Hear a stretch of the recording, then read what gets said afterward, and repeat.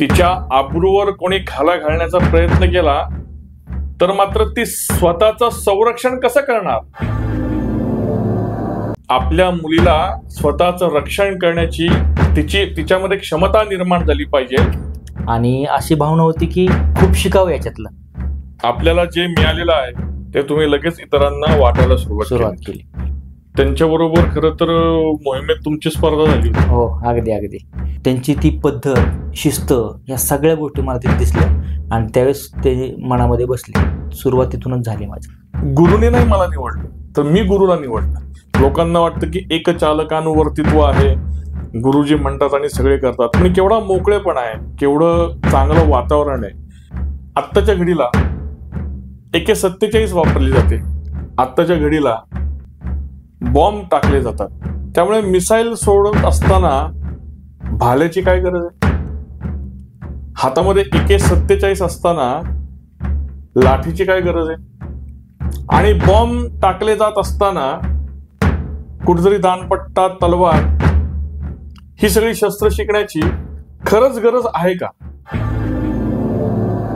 म्हणून या शिवकालीन युद्धकलेचा आपण अभ्यास केला पाहिजे या युगात सुद्धा. अशा युद्धकला आणखीन किती आहेत? किंवा या युद्धकलांमध्ये आणखीन काय काय प्रकार आहेत? याचं एक विशेष सांगतो. युद्धकला जिवंत राहिली पण संस्कृती जिवंत नाही राहिली. आता कराटे आणि मार्शल आर्ट हे पण अनेक ठिकाणी शिकवलं जातं. या पण युद्धकला आहे. शिवकालीन युद्धकलेमध्ये प्रत्येक शस्त्रापाठीमागं एक क्रांतिकारक मावळा दडलेला आहे. तर ही चारित्र्याची जपणूक, चारित्र्याची जोपासना हा या युद्धकलेचा एक अविभाज्य भाग आहे. युद्धकला हा विषय वेगळा आहे आणि शस्त्रविद्या हा विषय वेगळा आहे. जसं की आपल्याला बाणा माहीत नाही, त्याच्यावरून एक म्हण आहे की ताटकाना मराठी बाणा. अनेक अशी शस्त्र आहेत. तर बुमरँग जे वापरलं जायचं ते चंद्रासारखंच तलवारीसारखं होतं का आणखीन वेगळा काही तो प्रकार होता? रुपेरी पडद्यावर शेलार मामांनी काय काय कामगिरी केली आहे हे त्यांच्याच तोंडून आपल्या सगळ्यांना ऐकायचंय. तर लिंब कापण्याच्या पाठीमागे काय भावना असते? ती लिंब कशाचं प्रतीक असतं? मग त्यानंतर कळालं की अरे हिंदी चित्रपट आहे. त्याच्यामध्ये अमेरिकेचा एक फाईट मास्टर जो सुप्रसिद्ध निक पॉवेल नावाचा, बरेच जण आता राज्याभिषेक सोहळा आलेला आहे, तर त्या सोहळ्यामध्ये पण बरेच जण तलवार घेतात आणि नाचतात. तर हे खरं तर शौर्याचं लक्षण नाहीये किंवा केक कापणं हे शौर्याचं लक्षण नाहीये, तर अज्ञानाचं लक्षण आहे. तलवार घेऊन नाचणं हे अज्ञानाचं लक्षण आहे. म्हणजे तलवारबद्दल त्यांना माहितीच नाहीये आणि मुलं ऐकतात आणि आई वडिलांच्या अक्षरशः डोळ्यामध्ये पाणी येतं. मॅकॅलो शिक्षण आहे, उर्दू शिक्षण आहे, पण भारतीय शिक्षण कुठे? तर ते भारतीय शिक्षण मिळण्याचं एकमेव ठिकाण म्हणजे आपले भारतीय गुरुकुल आहेत. जय श्रीराम, जय शिवराय. मी निलेश रमेश भिसे. रगरग शंभू मेरा परिचय, रगरग शंभू मेरा परिचय. सॅफ्रॉन स्टोरीजच्या या नवीन एपिसोडमध्ये आपण आज पुन्हा भेटलेलो आहोत आणि आज आपण एका अतिशय आवश्यक अशा विषयावर चर्चा करणार आहोत आणि त्या विषयातले तज्ज्ञ आज आपल्या समोर आहेत. तो विषय काय आहे हे जाणून घेण्याच्या आधी तुम्हाला सरोज खान माहितीये, तुम्हाला फरहान अख्तर माहितीये, कारण की हे सुप्रसिद्ध असे नृत्य दिग्दर्शक आहेत. यांच्या स्वतःचे डान्स अकॅडमी आहेत आणि सगळ्या पालकांना ही इच्छा असते की आपला मुलगा किंवा आपली मुलगी, विशेष करून मुली, या उत्कृष्ट अशा नृत्यांगना झाल्या पाहिजेत. त्यांना छान नृत्य करता आलं पाहिजे, डान्स करता आलं पाहिजे. त्यांनी विविध डान्स कॉम्पिटिशन मध्ये पार्टिसिपेट होऊन चांगल्या रीतीने तो डान्स केला पाहिजे. मग अगदी शाळा, कॉलेज इथपासून ते छोटी छोटी सोसायट्यांमध्ये होणारी या डान्स कॉम्पिटिशन, सार्वजनिक कार्यक्रमांमध्ये होणारे डान्स कॉम्पिटिशन. त्यामुळे प्रत्येकाची इच्छा आहे की माझी मुलगी हिला चांगलं नाचता आलंच पाहिजे, हिला डान्स करता आलाच पाहिजे. पण डान्स करायला जाताना वाटेत, त्या नृत्य अकॅडमीमध्ये जाताना, त्या डान्स क्लासेसमध्ये जाताना वाटेमध्ये जर का तिच्यावर कोणी अटॅक केला, तिच्यावर जर का कोणी ऍसिड हल्ला केला, तिच्या आबरूवर कोणी घाला घालण्याचा प्रयत्न केला, तर मात्र ती स्वतःचं संरक्षण कसं करणार याच्याबद्दल कोणीच विचार करत नाही, याच्याबद्दल कोणीच चर्चा करत नाही. आपल्या मुलीला स्वतःचं रक्षण करण्याची तिच्यामध्ये क्षमता निर्माण झाली पाहिजे, ह्याच्याबद्दल कोणी फारशी दखल देखील घेत नाहीत. पण आज आपण याच विषयाची दखल घेतोय. आपल्याला शामक दावत माहितीये, आपल्याला सरोज खान माहितीये, पण युद्धकला महाराष्ट्राच्या या मातीमध्ये सुप्रसिद्ध असणारे आपले मर्दानी खेळ, या मर्दानी खेळांची अकॅडमी चालवणारे सुप्रसिद्ध युद्धकला प्रशिक्षक मित्रवर्य नितीनजी शेलार, ज्यांना आपण शेलार मामा म्हणतो, असे शेलार मामा आज आपल्याशी युद्धकला या विषयावर गप्पा मारणार आहेत. खूप खूप स्वागत आहे नितीनजी आपलं. धन्यवाद. तर नितीनजी, सुरुवात करूयात आपण. तुम्हाला या युद्धकलेची आवड किंवा हे युद्धकला शिकावं आणि हे सगळ्यांना शिकवावं अशी भावना कधीपासून तुमच्या मनात रुजू झाली? सुरुवातीला तर मला ही युद्धकला शिकायची ही भावना म्हणजे प्रचंड होती. कारण बरेच जण माझ्या आडनावावरून शेलार मामा म्हणत होते.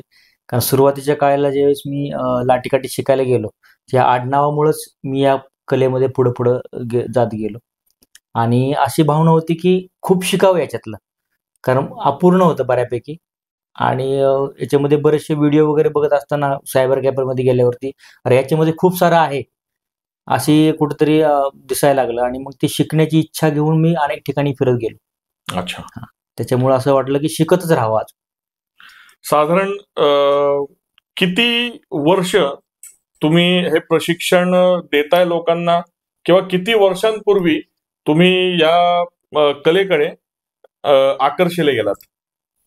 खरं तर मी पहिले 1-2 वर्षामध्येच प्रशिक्षण घेतलं आणि शिकवायला पण सुरुवात केली, कारण परिस्थिती तशी होती. पहिले 1-2 वर्ष म्हणजे साधारण वयाच्या कितव्या वर्षी? वयाच्या म्हणजे 10वी नंतर वयाच्या 15-16 वर्षीच मी प्रशिक्षण घ्यायला सुरुवात केली आणि द्यायला सुरुवात केली, एका वर्षभराच्या आतच. अच्छा. म्हणजे एका वर्षभरात तुम्ही या युद्धकलेचं पुरेसं प्रशिक्षण किंवा बेसिक प्रशिक्षण घेतलं आणि ते लगेच तुम्ही डिलिव्हर करायला सुरुवात केली. आपल्याला जे मिळालेलं आहे ते तुम्ही लगेच इतरांना वाटायला सुरुवात केली. हे प्रशिक्षण तुम्ही कुठं घेतलं आणि ह्या प्रशिक्षणामध्ये तुम्ही काय काय शिकलात? सुरुवातीच्या काळामध्ये गडकोट मोहीम जी असते, भिडे गुरुजींची सगळ्यांना परिचय आहे की गडकोट मोहीम असते, तर त्या मोहिमेच्या आधी लाठीकाठी शिकवलं जायचं आमच्या बारामतीमध्ये. ऍडव्होकेट किशोर पवार जे आहेत, तर त्यांच्या गल्लीमध्ये तर ह्या सगळ्या गोष्टींचा सराव चालायचा. पण तो फार कमी कालावधीसाठी असायचा, 1-2 महिने, फार 2.5 महिन्यापर्यंत चालायचा कालावधीमध्ये. तर त्या ठिकाणी मी सुरुवात केली याची, आणि त्याची गोडी लागत गेली मला. पण बऱ्याच ठिकाणी मग ते मिळत न गेल्यामुळे मी अनेक ठिकाणी फिरत गेलो. ते वर्षच प्रशिक्षण तिथं असायचं. माझं मूळ गाव बारामती, आणि या बारामतीत माझ्या युद्धकलेची सुरुवात झाली. माझे पहिले जे गुरु आहेत ऍडव्होकेट किशोर पवार, तर त्यांच्याकडून मला ह्या सगळ्या युद्धकलेची प्राथमिक सगळी माहिती मिळाली, प्रशिक्षण मिळालं, आणि त्यानंतर माझा पुढचा प्रवास सुरू झाला. साधारण बेसिक शिक्षण या युद्धकलेचं झालं, मग त्याच्यानंतर आपण जे म्हणतो की तुम्हाला आवड आहे या युद्धकलेची आणि बेसिक शिक्षण मिळाल्यानंतर तुम्ही ते लोकांना शिकवायलाही सुरुवात केलं. पण या कलेमध्ये निष्णात होण्यासाठी, या कलेमध्ये पारंगत होण्यासाठी तुम्ही काय काय केलं, किंवा तो तुमचा प्रवास कसा झाला, आणि त्यामध्ये तुम्ही कोणाला गुरुस्थानी मानलं, किंवा तुमच्या या सगळ्या जडणघडणीमध्ये कोणाचा सिंहाचा वाटा आहे? खरं तर युद्धकला शिकल्यानंतर मी अनेक ठिकाणी प्रशिक्षण घेण्यासाठी जात होतो, पण बऱ्याच वेळेला असमाधानी व्हायचो मी. अनेक ठिकाणी जायचो, त्यांच्याकडून शिकण्याचा प्रयत्न करायचो, पण काही शिकवलं जात नव्हतं. आणि जे काही शिकलो होतो त्याच्यामध्ये पण मी असमाधानी होतो. मग बरेचसे कालावधी गेल्यानंतर किंवा गडकोट मोहीम गेल्यानंतर एक नाव माझ्या लक्षात होतं की लखन जाधव म्हणून नावाची एक व्यक्ती आहे, तर ते युद्धकलेमध्ये निष्णात आहेत आणि त्यांच्याकडे आपण गेलं पाहिजे याविषयी माहिती घेण्यासाठी किंवा प्रशिक्षण घेण्यासाठी पुढचं.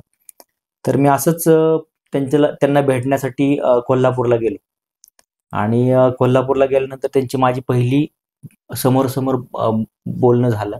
आणि त्यावेळेस मला कळालं की अरे हा व्यक्ती फार विद्वान आहे, मैत्रीचं रूपांतर गुरुमध्ये झालं, कारण त्यांच्याकडचे बघता विद्वत्ता, त्यांनी केलेलं समर्पण युद्धकलेसाठी, कारण पूर्ण आयुष्य त्या युद्धकलेसाठी हे केलं होतं. आणि आम्ही काही कालावधींसाठी त्यांच्याकडे जायचो, तर त्यांचे व्यवहार आणि त्यांच्याकडचं जे त्याच्या पाठीमागचं ज्ञान होतं, तर त्याला बघून असं वाटलं की हा, ज्यांना शोधतोय ते हेच गुरु आहेत म्हणून. अच्छा. आणि लखन जाधवांना त्या दिवशीपासून मी शस्त्रविद्येचे गुरु मानलं. मी असं ऐकलं होतं की लखन जाधव यांचा जो संघ होता, यांचा जो शिष्यांचा ग्रुप होता, त्यांच्याबरोबर खरं तर मोहिमेत तुमची स्पर्धा झाली होती. हो, अगदी अगदी. काय झालं होतं ते? विशाळगड ते पन्हाळगड मोहीम होती कोल्हापूरमध्ये. नदीच्या घाटावरती मोहीम थांबली होती, मुक्काम होता तिथं. आणि त्यावेळेस लखन गुरुजींची टीम तिथं आली होती. आणि त्याच वेळेस आम्ही पण होतो तिथं, काही 12मध्येचे मुलं होतो, आम्ही नवीनच खेळत होतो. आणि त्यावेळेस आमची म्हणजे गाठ पडली आणि प्रतिस्पर्धी म्हणून आम्ही एक त्यांच्याकडे बघत होतो. आणि सुरुवात झाली, ते एक करायला सुरुवात केली की त्यावेळेस आम्ही मध्ये जाऊन त्यांना कार्यक्रम करू नये का, असं आम्ही किती भारी आहे असं दाखवायला गेलो. मग एक वेळेस आला की त्यांनी म्हटलं की ठीक आहे, तुम्ही सुरुवातीला करा, त्यानंतर आम्ही करतो. आम्ही सुरुवातीला केलं फुल जोशमध्ये वगैरे, सगळ्या गोष्टी, टाळ्या वगैरे वाजल्या, सगळं विषय झाला. पण त्यानंतर जे त्यांनी अर्धा पाऊण तास, 1 तासभर केलं, तर ते अगदी मी तोंडात बोटं घालण्यासारखं होतं. त्यांची नम्रपणा नाही का, त्यांची ती पद्धत, शिस्त, या सगळ्या गोष्टी मला तिथे दिसल्या. आणि त्यावेळेस ते मनामध्ये बसले. सुरुवातीतूनच झाली माझी, खरं तर पूर्णपणे मनात बसले. आणि हा व्यक्ती युद्धकलेमध्ये योग्य आहे असं एक भावना होती. आणि त्यानंतर मग त्यांच्याकडे मी गेलो होतो म्हणजे भेटायला त्यांना, आणि पूर्ण परीक्षा घेऊन त्यांना मी गुरु मानलं. क्या बात आहे. मला इथे दर्शकांना सांगायला नक्की आवडेल की किती मोकळेपणाचं नातं आहे हे गुरु शिष्यांचं. अगदी. की नितीनजी असं म्हणतायत की गुरुने नाही मला निवडलं, तर मी गुरुला निवडलं. माझा गुरु कसा असला पाहिजे, ही माझी जी भावना आहे गुरुबद्दलची, ती भावना, माझी ती असलेली प्रामाणिक इच्छा, त्याच्यामध्ये मला हा समोरचा व्यक्ती, जे नितीनजी जी सांगतायत लखन गुरुजींबद्दल, की हे लखन गुरुजी त्या सगळ्या माझ्या कल्पनेमध्ये, माझ्या संकल्पनेमध्ये ते फिट बसत होते. आणि मला असं वाटलं की ही व्यक्ती माझा गुरु होऊ शकेल. ज्या व्यक्तीकडे नितीनजी प्रतिस्पर्धक म्हणून बघत होते, त्यांचा खेळ, त्यांची कला सादर होताना मुद्दामून खोडसळपणाने आपल्याला किती गोष्टी माहिती आहेत ते दाखवण्याचा आपण प्रयत्न तिथं करत होतो, सगळ्यांसमोर, सगळ्या धारकऱ्यांसमोर. तिथं त्या लखन गुरुजींची नम्रता, सगळ्यांना सांभाळून घेण्याची त्यांची कार्यपद्धती, आणि त्याच्यानंतर नितीनजींनी सांगितलं की त्यांनी जेव्हा खेळ करायला सुरुवात केली तेव्हा आम्ही अक्षरशः तोंडामध्ये बोटं घातली की आपण काहीच नाही त्यांच्यासमोर. आणि मग मी ठरवलं की माझे गुरु ह्यांना, नितीनजी अगदी हक्काने असं म्हणाले की मी ह्यांना गुरु म्हणून निवडलं. तर हा गुरु शिष्य परंपरा, हा गाभा आहे हिंदू धर्माचा. आणि त्याच्यामध्ये असलेलं हे सगळं असं मोकळं ढाकळं वातावरण, जी लोक हिंदू धर्माकडे, किंवा आता नितीनजींनी शिवप्रतिष्ठानचा उल्लेख केला, त्यांना त्यांचे गुरुवर्य मिळाले शिवप्रतिष्ठानच्या मोहिमेमध्ये. त्यांचा या सगळ्या कलेशी अधिक नातं दृढ झालं ते शिवप्रतिष्ठानमुळे. त्यामुळे ही शिवप्रतिष्ठान ही देखील किती मोकळी संघटना आहे. लोकांना वाटतं की एक चालकानुवर्तित्व आहे, गुरुजी म्हणतात आणि सगळे करतात, पण केवढा मोकळेपणा आहे, केवढं चांगलं वातावरण आहे, हे आपल्याला नक्कीच नितीनजींनी आता जे सांगितलं त्याच्यातून बघायला मिळालं, शिकायला मिळालं. आणखीन जाणून घेऊयात आपण नितीनजींच्या शिवप्रतिष्ठान मधल्या मोहिमेबद्दल किंवा तेव्हाच्या वातावरणाबद्दल.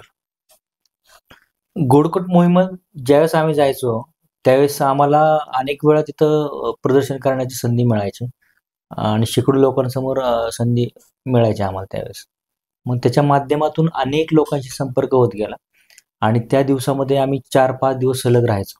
त्याच्यामध्ये पण अनेक वेळा लखन गुरुजींचा स्वभाव किंवा त्यांची जोडण्याची पद्धत आणि त्यांच्याकडून आम्हाला कळत गेलं की ही शस्त्रविद्या आहे, युद्धकला काय वेगळीच आहे. युद्धकला शिकायची असेल तर योद्ध्याला काय काय शिकलं पाहिजे आधी, तर या सगळ्या गोष्टी त्यांच्याकडून कळत गेल्या आणि त्या सगळ्या गोष्टींचा मारा म्हणजे आमच्यावरती पडत गेला की अरे का हे लागतं, हे असतं. ज्ञान परिपूर्ण होत होत म्हणजे नाही का, ज्ञानाने आम्ही परिपूर्ण होत गेलो की अरे हा ठीक आहे, हा विषय लागतो, हा विषय लागतो. आणि त्यावेळेस कळालं की अरे आपण कुठंच नाही येत. आणि मग अधिक दृढ नातं झालं आमचं की हा ठीक आहे की गुरु होऊ शकतात आपले हे, आणि हेच योग्य गुरु आहेत आपले, असं त्यावेळेस मला वाटत गेलं. आणि हे केवळ आणि गडकुट मोहीममुळं, त्याच्या सहवासामुळं शक्य झालं. वा. आपण आणखीन जाणून घेऊयात नितीनजींकडून, किंवा ज्यांना आपण सगळेजण शेलार मामा म्हणतो, या शेलार मामांकडून जाणून घेऊयात की आत्ताच्या घडीला मिसाईल सोडलं जातं, आत्ताच्या घडीला AK-47 वापरली जाते, आत्ताच्या घडीला बॉम्ब टाकले जातात.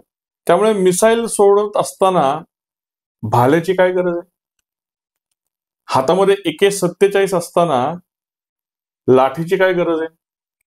आणि बॉम्ब टाकले जात असताना कुठेतरी दानपट्टा, तलवार, ही सगळी शस्त्र शिकण्याची खरंच गरज आहे का? आता जो हा प्रश्न आहे, AK-47च्या जमान्यामध्ये लाठी काठी का शिकायची? कारण AK-47 असू देत किंवा बॉम्ब असू देत किंवा तलवार असू देत, तर हे ज्यावेळेस आपण शिकत असतो त्यावेळेस आपल्याला आपलं मन, मनगट आणि मस्तिष्क कणखर करावं लागतं.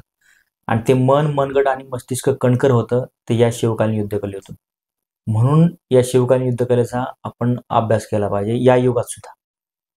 आणि ज्यावेळेस आपण प्रसंगामध्ये असतो, ज्यावेळेस आपल्यावर प्रसंग येतो, त्यावेळेस आपण काय बॉम्ब, बंदूक या सगळ्या गोष्टी वापरू शकत नाही.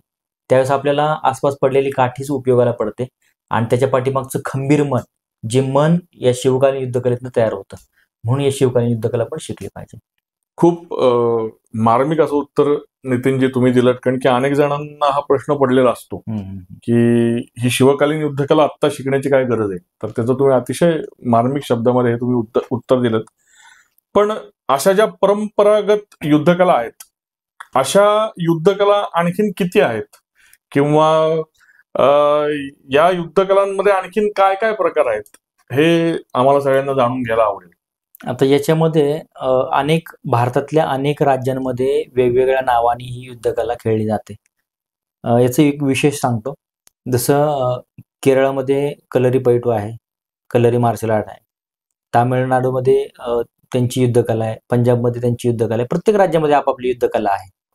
तशीच शिवकालीन युद्धकला. तमिळनाडूतल्या युद्धकलेला काय म्हणतात? सिलंबम. पंजाब मधल्या गटका म्हणतात त्याला. गटका. अच्छा. आणि तशीच ही शिवकालीन युद्धकला. मी ऐकलं होतं गुजरातमध्ये पण अशी एक युद्धकला आहे. ढाल लकडी नावाने पण एक खेळलं जातं. प्रत्येक राज्यामध्ये वेगवेगळ्या नावाने ही युद्धकला खेळली जाते. पण याचं विशेष असं आहे की आता बघा तुम्ही, कलरी मार्शल आर्ट जर असेल किंवा आणि बाकीचे युद्धकला असू देत, कलरी मार्शल आर्ट मध्ये त्यांनी जी युद्धकला ही केलेली आहे, युद्धकला जिवंत राहिली आहे पण संस्कृती जिवंत नाही राहिली. या भारतातल्या विविध प्रांतातल्या युद्धकलांबरोबर आता कराटे आणि मार्शल आर्ट हे पण अनेक ठिकाणी शिकवलं जातं. या पण युद्धकला आहेत. अगदी आहेत ना. पण विषय काय की कराटे हे बाकी मार्शल आर्ट वगैरे ज्या बऱ्याचशा गोष्टी आहेत तर ते विदेशातून आलेले आहेत. आपल्याकडच्याच होत्या पण ते विदेशात गेले आणि विदेशातून इकडे आलेले आहेत. म्हणून आणि विषय असा आहे की ते संस्कृती घेऊन आले तिकडचे. पण भारतीय संस्कृती जर सांगायची असेल किंवा महाराष्ट्राची संस्कृती सांगायची असेल तर त्याच्यामध्ये आपण शिवकालीन युद्धकला किंवा मर्दानी खेळ सांगू शकतो. कारण कराटेमध्ये मुलांचं चारित्र्य घडवलं जात नाही, म्हणजे शक्यता कमी आहे. देशप्रेम आवर्जून सांगितलं जात नाही. शिवकालीन युद्धकलेमध्ये प्रत्येक शस्त्रापाठीमागं एक क्रांतिकारक मावळा दडलेला आहे. जसं की तलवार म्हणलं की गोताजी जगताप आठवतात आपल्याला, तानाजी मालुसरे आठवतात, विटा म्हणलं की आपल्याला शिवा काशीद आठवतात, दानपट्टा म्हणलं की आपल्याला मुरारबाजी आठवतात, नाही का, बाजी प्रभू देशपांडे आठवतात. तर प्रत्येक शस्त्रापाठीमागे एक मावळा क्रांतिकारक दडलेला आहे आणि ते आपण ज्यावेळेस सराव करत असतो त्यावेळेस त्यांचं चरित्र पण आपल्याला आठवत असतं आणि ते चरित्र आपल्या मुलांचं चारित्र्य घडवण्यासाठी उपयोगी पडतं. म्हणून शिवकालीन युद्धकला ही प्रामुख्याने शिकली गेली पाहिजे. वा. म्हणजे युद्धकला शिवकालीन युद्धकला किंवा आपले मित्रवर्य शेलार मामा हे जे शस्त्रास्त्र प्रशिक्षण देत आहेत त्याच्यामध्ये सगळ्यात महत्वाचा भाग जो वीर योद्ध्याचा एक अलंकार समजला जातो ते म्हणजे चारित्र्य. अगदी. तर ही चारित्र्याची जपणूक, चारित्र्याची जोपासना हा या युद्धकलेचा एक अविभाज्य भाग आहे असं शेलार मामांचं म्हणणं आहे. आपण जाणून घेऊयात की नक्की युद्धकला कशाला म्हणलं जातं. म्हणजे फक्त हातामध्ये तलवार घ्यायची आणि फिरवायची याला युद्धशास्त्र म्हणलं जातं का ते एक शास्त्र आहे. तर ते शास्त्र म्हणल्यावर त्याची ते व्यापक असणार आहे. तर याची व्यापकता किती आहे हे जरा तुम्ही उद्धृत करून सांगा. आता सगळ्यात मी सगळ्या लोकांना म्हणजे नवीनच काही गोष्टी विषय असेल हा की शिवकालीन युद्धकला किंवा युद्धकला हा विषय वेगळा आहे आणि शस्त्रविद्या हा विषय वेगळा आहे. जसं यजुर्वेदाचा उपवेद धनुर्वेद, ह्या धनुर्वेदातून सर्व युद्धकला बाहेर पडलेले आहेत. शस्त्रविद्या त्याचं एक अंग आहे. योद्धा जर व्हायचा असेल तर आमचे गुरुजी म्हणतात की त्याला शरीरशास्त्र माहिती असलं पाहिजे, त्याला आहारशास्त्र माहिती असलं पाहिजे, त्याला तर्कशास्त्र माहिती असलं पाहिजे, त्याला इतिहास, भूगोल, नागरिकशास्त्र या सुद्धा गोष्टी माहिती असल्या पाहिजेत. त्याचबरोबर नृत्य, संगीत या सुद्धा गोष्टी माहिती असल्या पाहिजेत. त्यावेळेस जाऊन तो योद्धा बनतो. ही शस्त्रकला. त्याच्यामध्ये सुद्धा अनेक लोकांना म्हणजे शस्त्र जे आहेत त्याची नावं सुद्धा माहीत नाहीये. जसं की आपल्याला बाणा माहीत नाही, त्याच्यावरून एक म्हण आहे की ताटकाना मराठी बाणा. कारण बाणा हे शस्त्र अजून लोकांना माहितीच नाहीये. विटा नावाचं शस्त्र असतं. विटा म्हणलं की आपल्याला ते बांधकामाचे विटा आठवत असतात. म्हणजे मराठी बाणा हा शब्द माहिती आहे पण बाणा हे शस्त्र हे माहित नाही. अगदी. विटा म्हणजे बांधकामाच्या विटा हे माहिती पण विटा नावाचं शस्त्र हे माहित नाही. अनेक अशी शस्त्र आहेत. जे शस्त्र पाश आहे, जबरदंड आहे. आता पाश म्हणलं की बऱ्याच जणांना ते पंजाबकडचे जे गतका प्रकार फिरवतात त्यातला तो पाश आहे तेवढाच फक्त माहिती आहे. पण असे जवळपास 42 प्रकारचे पाश आहेत हे लोकांना माहितीच नाहीये. अनेक योद्धांना ज्यावेळेस योद्धा हाताच्या बाहेर जातो म्हणजे आवरला जात नाही त्यावेळेस त्याच्या अंगावरती फेकून पाश मारला जातो आणि त्याला जकडलं जातं आणि मग त्याला ते कैदेमध्ये घेतलं जातं. अच्छा. अशा प्रकारे पण पासचा उपयोग होतो. अनेक प्रकारचे वेगवेगळे पाश आहेत. तर ते पाश नावाचं शस्त्र पण आहे. अनेक बाकीचे छोटे शस्त्र आहेत, मध्यम शस्त्र आहेत, लांब पल्ल्याचे शस्त्र आहेत. आता विटा नावाचं शस्त्र जे आहे तर ते अतिशय म्हणजे घातक. त्याची मराठ्यांची फळी होती हे लोकांना माहित नाही. बाण्याची फळी होती. जशी की आपण बांधलांची फळी होती. बाण आपण नावातच बांधल आहे तसं धनुष्यबाण धरणारे लोकांची एक फळी असायची. तसंच एक विटेकऱ्यांची पण एक फळी असायची. अच्छा. म्हणजे साधारण इतिहास जो जुजबी माहिती असतो त्याच्यामध्ये तलवार माहितीये, त्याच्यामध्ये भाला माहितीये, त्याच्यामध्ये ढाल माहितीये. पण याच्या व्यतिरिक्त देखील विटा, याच्या व्यतिरिक्त देखील आपल्याला पाश आणि 42 प्रकारांचे पाश होते. या गोष्टी मला वाटत नाही की किती जणांना माहिती असतील. अशी आणखीन काय काय शस्त्र आपले पूर्वज वापरायचे किंवा शिवकाळात अशी आणखीन काय काय शस्त्र ही वापरली जायची? अनेक शस्त्र आहे. म्हणजे लाठीकाठी असेल, तलवार, दानपट्टा, भाला, विटा, पाश, जबरदंड. त्यानंतर अनेक दगडांचा सुद्धा उपयोग केलेला आहे, गोफणी सुद्धा उपयोग केलेला आहे मराठ्यांनी. जबरदंड म्हणजे काय? जबरदंड नावाचं एक शस्त्र आहे की एक शिशाचा गोळा असतो, त्याला चमडी पिशवी आणि रेशमाची दोरी असते आणि इतकं घातक असतं ते की जर एखाद्याच्या अंगावर जर पडलं तर ते हाडांचा भुगाच करतं. अतिशय घातक शस्त्र आहे आणि ते सहज पद्धतीने आपल्याला उशाला आपण बाळगू शकतो असं ते शस्त्र आहे. हे जबरदंडचा प्रहार कुठून केला जायचा? म्हणजे धनुष्यातून का गोफणीतून का हाताने? हाताने. पूर्णपणे हाताने. ते लांब असतं दोरीने घेऊन लांबच्या व्यक्तीला मारू शकतो आपण. अच्छा. म्हणजे दोरीमध्ये अडकून ते मारायचं. हो. याच्या जोडीला मगाशी तुम्ही बाणा हा शब्दप्रयोग वापरला, मराठी बाणा. हा बाणा म्हणजे नक्की काय ते थोडस सगळ्या दर्शकांना जाणून घ्यायला आवडेल. अगदी. बऱ्याच जणांचं गैरसमज होतं किंवा माहित नसतं त्यांना. बाणा आणि विटा नावाचं शस्त्र तर विटा पण घेऊ आपण. त्याआधी तुमच्या प्रश्नाचं उत्तर देतो. बाणाशस्त्र जे आहे तर ते भाल्याची काठी आणि दुधारी तलवारीचं पातं असं मिळून एक बाणा नावाचं शस्त्र झालंय. तर ते आपण जसं म्हणतो ताटकाना मराठी बाणा, तर ते बाणा हे शस्त्र ते आहे. अगदी आपल्या जवळच्या परिघात म्हणजे त्या बाणाच्या शस्त्राच्या परिघात जेवढं असतं म्हणजे 5 फुटाची 6 फुटाची काठी आणि 2.5-3 फुटाचं ती फाळ. अच्छा. हा, म्हणजे 2.5 फुटाचं ती पातं ते. म्हणजे 5 आणि 3 8 म्हणजे 8 फुटाच्या परिघावर ते लांबचा व्यक्ती आतमध्ये येऊच शकत नाही. म्हणजे तलवारधारी जरी असला तरी तो. अच्छा. असं इतकं ते घातक शस्त्र आहे. दुसरं म्हणजे विटा. आता बरेच वेळेला बुमरँग नावाचं आपण ऐकलंय, बुमरँग वगैरे. हो. तर त्याच्यामध्ये बुमरँग नावाचे शस्त्र होतं.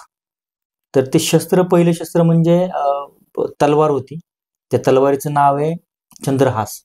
जे हिरण्यकश्यपू जो भक्त प्रल्हादाचा वडील होता, तर हिरण्यकश्यपू रावणाकडे ते शस्त्र होतं जे फेकून मारलं तर ते एखाद्याचा मारून पुन्हा ते आपल्या हातामध्ये यायचं. तेवढंच फक्त प्रचलित होतं. तेवढंच शस्त्र आपल्याला म्हणजे इतिहासाला माहिती आहे. आता ते इतिहासाच्या मध्ये ते कोणाला माहिती पण नाही ते शस्त्र बुमरँग नावाचं शस्त्र आहे. पण चंद्रहास, आता हा शब्द जो तुम्ही सांगितला तो भारतीय भाषेतला शब्द तुम्ही सांगितला. बुमरँग हा शब्द मला वाटतं इंग्रजी असेल.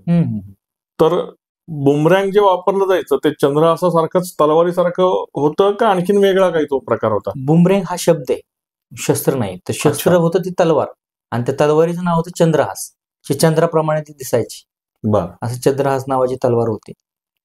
आणि तलवारीचे अनेक प्रकार आहेत. मग तसं तलवारीचे अनेक नाव आहेत. काळामध्ये तलवारीला विजय पण म्हटलं जाते, दुरासह म्हटलं जाते, महेश म्हटलं जाते. पण मग हे बुमरँग हा शब्द प्रयोग कसा प्रचलित झाला? म्हणजे हे विदेशी लोक पण हे शस्त्र वापरायचे म्हणून मग तो शब्द प्रयोग रूढ झाला की एखादं हत्यार, एखादं शस्त्र हे मारलं जातं आणि परत ते आपल्याकडे येतं.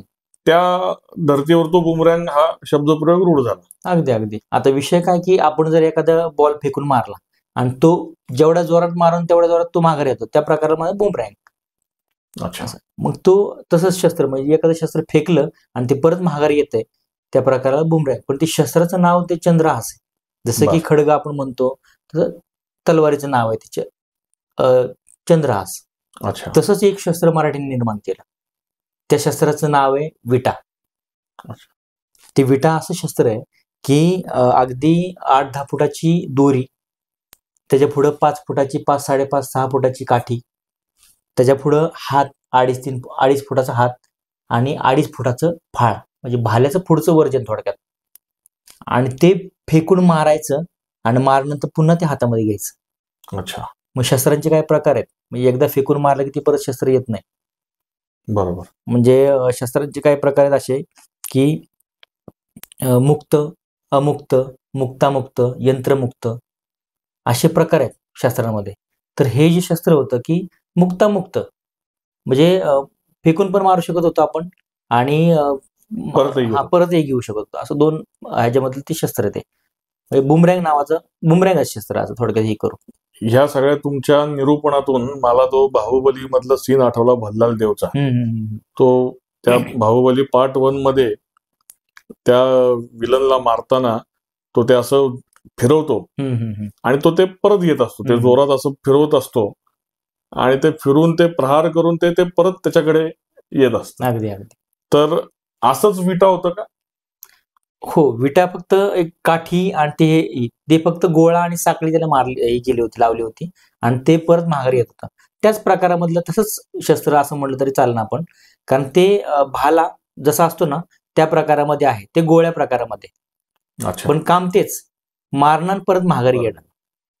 आणि अजून तुम्ही एक बाहुबलीचा उल्लेख केला म्हणून तुम्हाला सांगतो, जबरदंडाचा सुद्धा त्याच्यामध्ये उल्लेख म्हणजे वापर केलेला आहे. म्हणजे अगदी आपण ते फेकतो आणि पाय जकडतो बघा, तो सुद्धा जबरदंडाचा वापर येतो.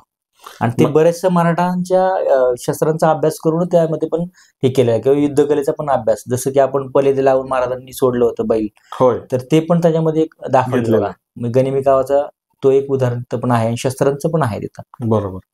म्हणजे कालकेला मारताना त्या भल्लाल देव तो विटासारखं शस्त्र वापरतो.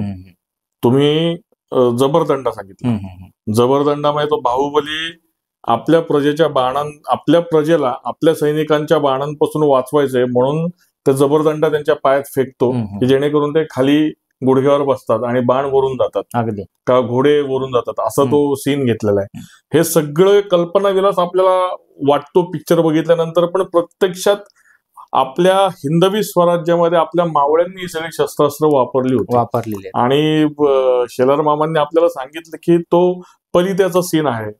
तो पण सीन सगळा शिवचरित्रातूनच प्रेरित झालाय आणि मला वाटतं मी वाचल्यासारखं आठवतंय मला की त्या राजा मुलीनी पण हे सांगितलं होतं की ह्याच्यामध्ये ज्या काही गोष्टी वापरल्यात त्या सगळ्या गनिमी काव्यातून आम्ही प्रेरित होऊन शिवाजी महाराजांच्या युद्धकलेतून प्रेरित होऊन आम्ही या सगळ्या गोष्टी वापरल्यात. मला अगदी जेव्हा मी शिवभारत वाचतो, शिवाजी महाराजांचं अस्सल शिवचरित्र, तेव्हा जी लढाईची वर्णनं संस्कृत मध्ये केलेली आहेत कवींद्र परमानंदांनी, ती वर्णनं वाचताना अक्षरशः तो बाहुबलीचा तो ऍक्शनपट किंवा ती सगळी युद्ध डोळ्यासमोर उभे राहतात आणि अगदी त्याच आणखीन डिटेलिंग, आणखीन विश्लेषण आता आपण शेलार मामांकडून ऐकतोय की ही सगळी शस्त्र आपल्याकडे आधी होती आणि त्याचा तो एक कल्पनाविलास बाहुबलीमध्ये दाखवलेला. अगदी अगदी.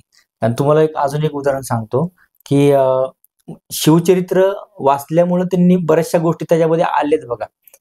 तलवारीचं परीक्षण असू देत किंवा तलवार किंवा वेगवेगळी शस्त्र निर्माण करणं असेल, शिवाजी महाराजांनी पण ते केले. मग शिवाजी महाराजांनी स्वतः तलवार जी आहे मराठा धोप ती वाढवलेली, मोठी केली. कर्नाटकी धोप जी आहे ती मोठी केलेली बघा, कारण मराठ्यांची उंची कमी आहे. बरोबर. मग मुस्लिम जे सरदार होते किंवा मुस्लिम जे सैन्य होतं तर त्यांची उंची जास्त होती, पठाण वगैरे, म्हणजे 6.5 7.5 7 फुटापर्यंत त्यांची उंची असायची. मग त्यांच्याशी लढताना आपलं सैन्य हारायचं, म्हणून महाराजांनी तलवारींची पण उंची वाढवली, अनेक शस्त्र निर्माण केली, जसं जबरदंड असू देत किंवा अगदी गोफणीचा सुद्धा वापर केला. बरोबर. बाणा तर आहेच, विटा तर आहेच, या सगळ्या गोष्टींचा वापर केला. मग त्याच्यामध्ये ते दिसतं चित्रपटामध्ये की शिवचरित्र त्यांनी वाचले कुठेतरी. खरंय, क्या बात आहे. शेलार मामांचा, आपल्या नितीनींचा चित्रपटांवर एवढा अभ्यास आहे, शस्त्रांवर एवढा अभ्यास आहे, तर बऱ्याच जणांना माहित नसतं की अनेक चित्रपटांमध्ये जे फाईट सीन दाखवले जातात त्या फाईट सीनच्या पाठीमाग आपल्या शेलार मामांची मेहनत असते. आपण आता ह्याच विषयावर एक शेलार मामांच्या व्यक्तिमत्वातला हा एक वेगळा पैलू, शस्त्रास्त्र प्रशिक्षण, युद्धकला प्रशिक्षण जे ते अनेकांना देत आहेत, त्याच्यातलाच एक आपण सर्वोच्च बिंदू असं म्हणूया की रुपेरी पडद्यावर शेलार मामांनी काय काय कामगिरी केली आहे हे त्यांच्याच तोंडून आपल्या सगळ्यांना ऐकायचंय.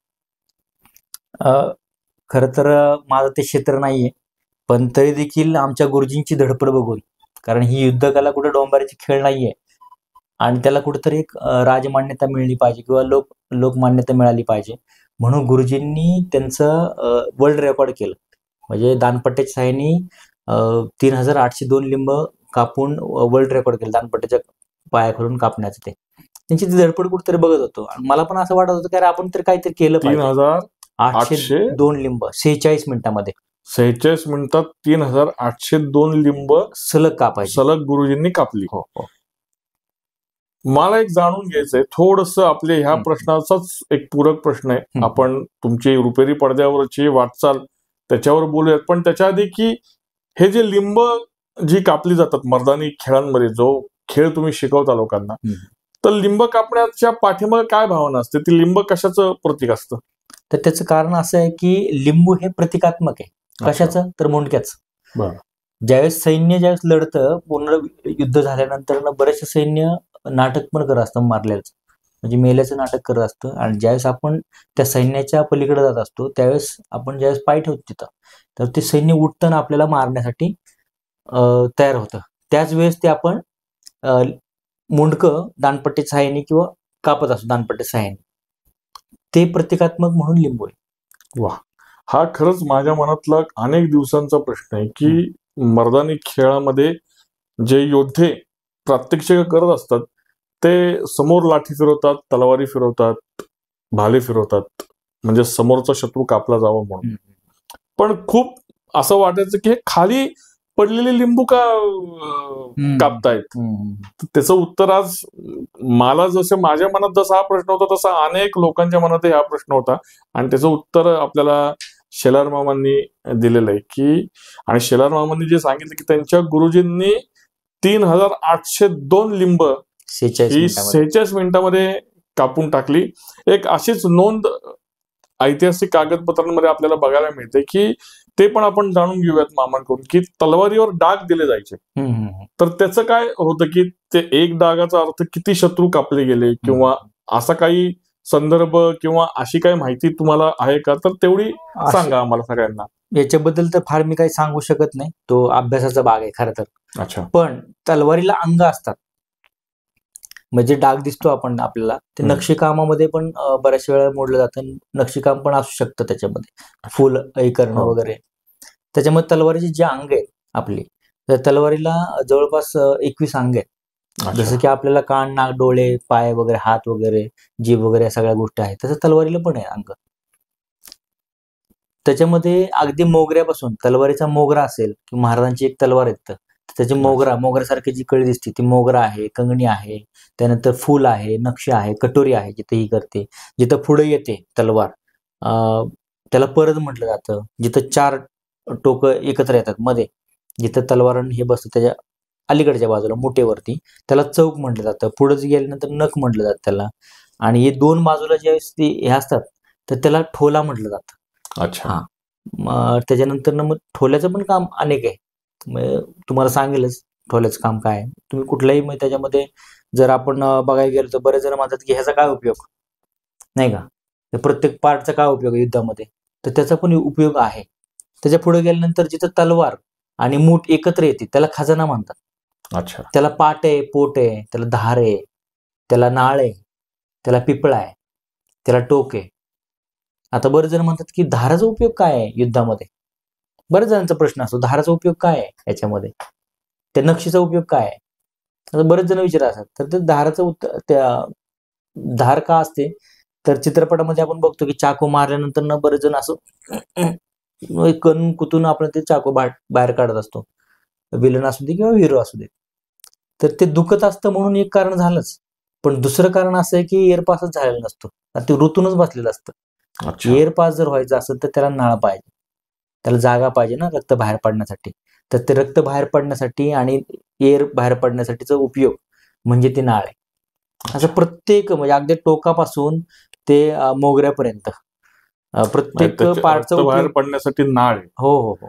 की जेणेकरून ती तलवार बाहेरही काढता आली पाहिजे. एकदा रुतलेली तलवार, जर ती तलवार रुतली आणि समोरून दुसरा शत्रू आला तर ती तलवार बाहेर निघायची नाही, तर ती तलवार आरामात बाहेरही त्या योद्ध्याला काढता आली पाहिजे. त्याच्यासाठी तलवार रोवल्यानंतर ते सगळं रक्त बाहेर निघालं तर ती तलवार बाहेर निघाली, त्या तलवारीला बाहेर पडायला जागा मिळणार आहे, आणि मग दुसरा योद्ध्याचा समाचार त्याला घेता येणार. अगदी अगदी. त्याचप्रमाणे आता नितीनजींनी सांगितलं की धार आहे त्याला, ती धार याच्यासाठी आहे की ती तलवार जेव्हा बाहेर निघेल तेव्हा ती धार असल्यामुळे त्याचं जे राहिलेले आतडी वगैरे जे असतील त्या पण सगळ्या कापल्या जातील. अगदी. त्याला टोक आहे, 21 प्रकार आहेत, अंग आहेत त्याला, 21 अंग आहेत तलवारीला, असं गुरुजींनी सांगितलं. किती बारकाईने केलेला हा अभ्यास आहे. आणि खरंच की एखाद्याने आपल्याला फक्त दिसतं की तलवारीची प्रात्यक्षिकं चालू आहेत, लाठीची प्रात्यक्षिकं चालू आहेत, रस्त्यावर काही जण करतायत, पण त्याच्या पाठीमागे केवढं बारकाईने चिंतन, मनन, अभ्यास हा असतो ते आपल्याला नितीनजींच्या रूपाने आज प्रत्यक्ष बघायला मिळते. नितीनजी, मी मगाशी जो प्रश्न विचारला तुम्हाला की रुपेरी पडद्यावर तुम्ही जे काम केलंय त्या संदर्भात थोडंसं आम्हाला सांगा. जसं की मी मगाशी सांगितलं, माझ्या गुरुजींनी वर्ल्ड रेकॉर्ड केलं. मला पण कुठेतरी वाटत होतं की अरे आपणही काहीतरी केलं पाहिजे याच्यामध्ये. आणि त्याचबरोबर एक गोष्ट ऐकायचो की चित्रपट यायचे आणि बरेचसे कलाकार तलवारबाजी शिकायला केरळला जायचे, तिथली मार्शल आर्ट शिकायचे. मला पण असं वाटलं होतं की अरे आपल्या इथं झालं पाहिजे, महाराष्ट्राची युद्धकला पण त्यांनी शिकली पाहिजे, असं काहीतरी झालं पाहिजे. त्याच वेळेस माझे एक विद्यार्थी होते, मित्र आहेत, महेश पवार म्हणून. तर त्यांनी मला विचारलं की सर असा असा विषय आहे तर करायचं का आपण. म्हटलं ठीक आहे करूयात. मग त्यांनी सांगितलं का हिंदी मालिका असू शकते, मोठी मालिका आहे. बर. हा, मला वाटलं ऐतिहासिक मालिकांचं त्यावेळेस येत होते ना, ऐतिहासिक मालिका, मग त्याच्यामध्ये असेल. मला ठीक आहे, करूयात. मग त्यानंतर कळालं की अरे हिंदी चित्रपट आहे. बर. आणि त्याच्यामध्ये अमेरिकेचा एक फाईट मास्टर जो सुप्रसिद्ध निक पॉयल नावाचा, तर निक तो पॉयल. तर तो शिकवणार आहे त्याच्यामध्ये, तो फाईट मास्टर म्हणून असणार आहे तिथं. त्यावेळेस मग थोडस जरा म्हटलं थांबा जरा, थोडा विचार करू आपण. आणि मग सगळ्यांना विश्वासात घेऊन एक विचार केला आणि म्हटलं ठीक आहे, चला करू शकतो आपण, काय अडचण नाही. अच्छा. आणि त्यावेळेस ती संधी आम्हाला मिळाली आणि त्याचं ऑडिशन झालं. कुठला चित्रपट होता? मणिकर्णिका. मग कंगना अच्छा. रनौत जे आहे तिचं पहिलं प्रोडक्शन मणिकर्णिकाचा चित्रपट जे आला पहिला, तर तो झाशीच्या राणीवरती. तर त्या अच्छा. पहिल्या चित्रपटाचं ऑडिशन तिथं होतं आणि तो स्वतः तिथं येणार होता. अक्षरशः 2-3 मिनिटं तो बघणार होता. आणि ऑडिशनच्या वेळेस तो एवढी भळ पडली त्याला युद्धकलेची की अक्षरशः तो तासभर तो सगळ्या गोष्टी बघितल्या. म्हणजे अर्धा पाऊण तास तो तिथं चक्क झाला, आवाक झाला. आणि त्याने सांगितलं की मला हेच पाहिजे. मग त्यांनी त्या इंग्रजीमध्ये सांगितलं की मला हीच मुलं पाहिजेत. तो आवाक झाला की असं पण काही गोष्टी आहेत, अशी पण काही शस्त्र आहेत, कारण वेगवेगळी शस्त्र पण चालवली मुलांनी. अच्छा. आणि तो आवाक झाला पूर्णपणे प्रेमातच पडला आणि पूर्णपणे ओळखत होता आपल्याला त्याच पहिल्याच भेटीमध्ये. वा. म्हणजे झाशीची राणी लक्ष्मीबाई हिच्यावर जो ऐतिहासिक चित्रपट सुप्रसिद्ध अभिनेत्या कंगना राणावत यांनी काढला, त्यांचं पहिलं प्रोडक्शन आहे त्या चित्रपटाद्वारे, त्याचं फाईट सीन हे डिरेक्ट करण्यासाठी अमेरिकेमधून सुप्रसिद्ध फाईट मास्टर निक पॉयल हे आले होते. आणि निक पॉयल जेव्हा अभ्यास करायला लागले सगळ्या भारतीय युद्धकलेचा, तेव्हा मग त्यांना आपले शेलार मामा सापडले. त्यांनी युद्धकलेमध्ये निष्णात असणाऱ्या 100 जणांचे इंटरव्ह्यू घेतले तेव्हा, किंवा त्यांची ती युद्धकला ते कशा पद्धतीत सादर करतात, कशा पद्धतीत त्यांचं सगळं प्रेझेंटेशन असतं, ह्याचं निरीक्षण केलं, हे पाहिलं. आणि त्याच्यानंतर शेलार मामांची ती सगळी कला, तो सगळा आवेश, ती सगळी शरीराची चपळता, हालचाल, हे सगळं निक पॉयलला भावलं की ह्या चित्रपटासाठी जर का फाईट मास्टर म्हणून मी काम करत असेल तर माझ्या टीममध्ये शेलार मामांसारखी व्यक्ती पाहिजे. आणि शेलार मामांनी सांगितलं होतं की तो आवाज झाला सगळ्या आपल्या ग्रुपचं हा सगळा कला बघून. आणि मग तो 10 मिनिटासाठी, मला वाटतं 10 मिनिटाची त्यांनी तुम्हाला वेळ दिला होता बहुतेक, मी जे ऐकले ते. आणि तो जवळपास पाऊण 1 तास हे सगळं बघत बसला.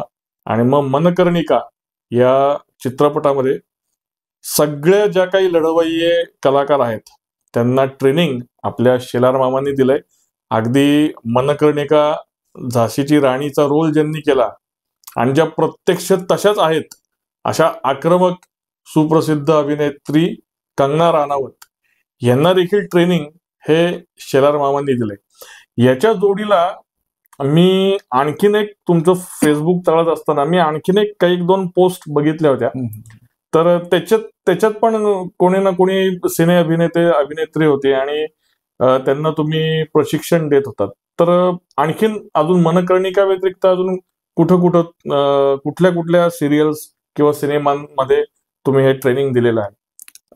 महाराष्ट्रात तर मालिका आहेतच, पण त्याचबरोबर याची बुरळ म्हणजे गुजरातला जी काही पहिल्यांदाच ऐतिहासिक जी चित्रपट निघाला नायिका देवी यांच्या जीवनावरती, तर त्या चित्रपटामध्ये सुद्धा मी प्रशिक्षण दिलं आणि अगदी फाईट मास्टर म्हणून मी त्यांना पूर्ण प्रशिक्षण दिलं.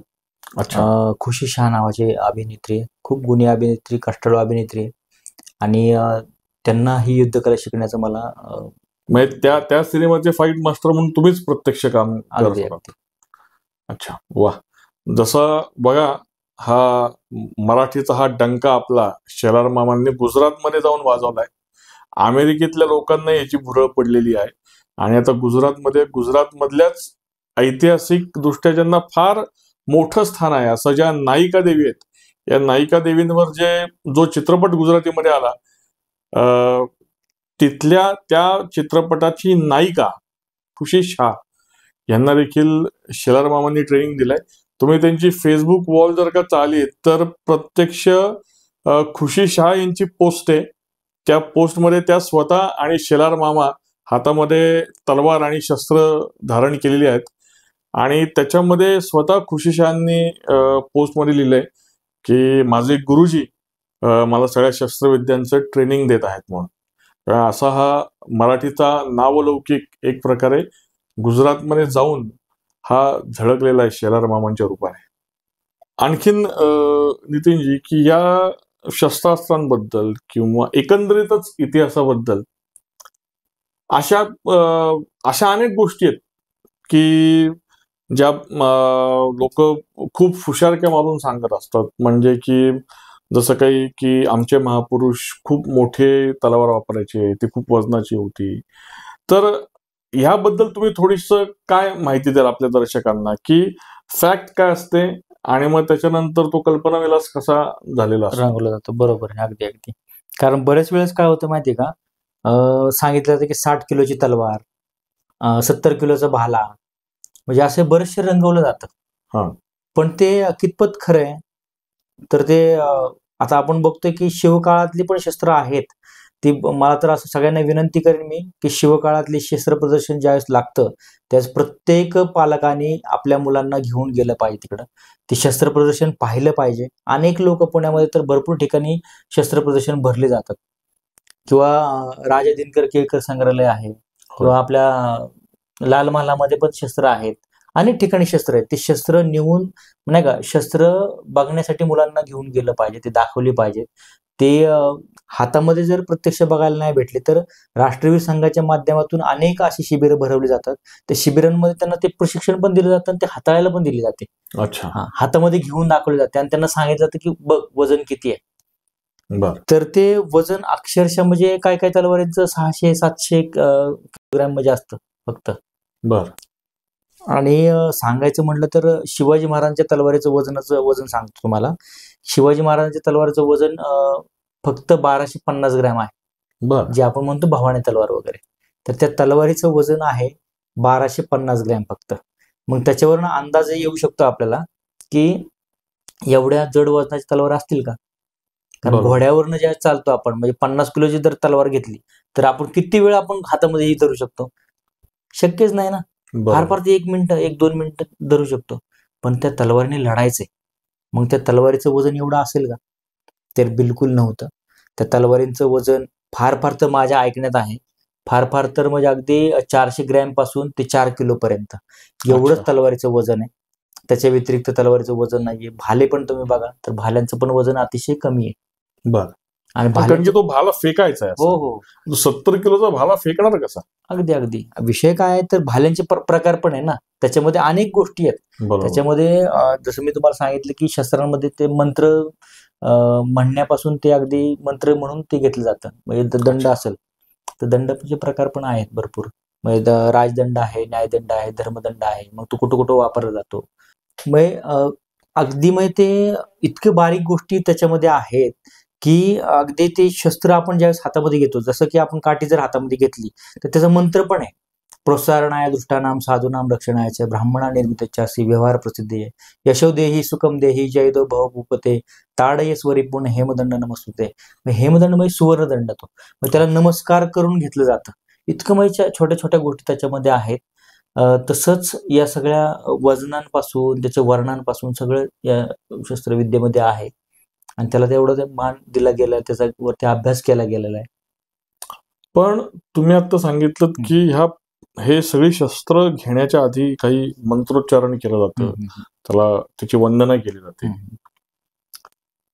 पण आजकाल आपण बघतो सगळीकडे की चौकामध्ये केक ठेवलेला असतो मोठाच्या मोठा आणि तिथला एखादा गावगुंड, तिथला एखादा स्वतःचा एखादा तिथला ग्रुप चालवणारा, मंडळ चालवणारा असा स्वयंघोषित नेता किंवा अगदी कोणी, अगदी लहान मुलांपासून ते म्हाताऱ्या माणसांपर्यंत तिथं तलवार काढतात. त्या तलवारीने तो केक कापला जातो आणि सगळी लोक टाळ्या वाजवतात आणि मग ते हॅपी बर्थडे टू यू. काय वाटतंय बघून तुम्हाला? अतिशय चुकीचं हे आणि अतिशय वेदना होतात खरं तर. कारण बरेच जण आता केक कापतात किंवा बरेच जण आता राज्याभिषेक सोहळा आलेला आहे तर त्या सोहळ्यामध्ये पण बरेच जण तलवार घेतात आणि नाचतात.